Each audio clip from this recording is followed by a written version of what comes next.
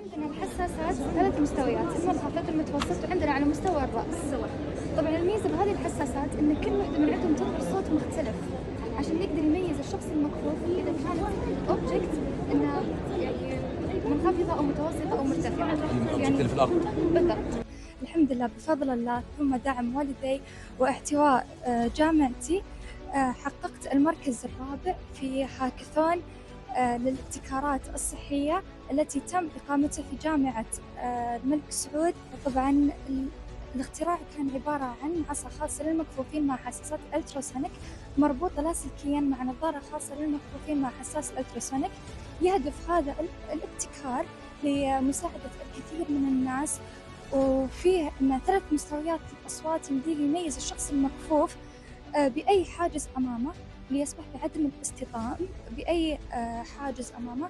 غير كذا في حرية الاختيار في المستوى لدى المساحة، يعني في حساس بصمة يمديه يتحكم بالمساحة اللي هو حابب فيها. هي كانت فكرة إنسانية قبل أن يكون اختراع أساساً. يعني لو تشوف مجتمعنا هذا فيه الكثير من الناس يعانون مو قادرين يعيشون حياتهم حالنا حياة طبيعية، فأنا قلت ممكن أن هذا الابتكار يساعد فئة كبيرة من المجتمع.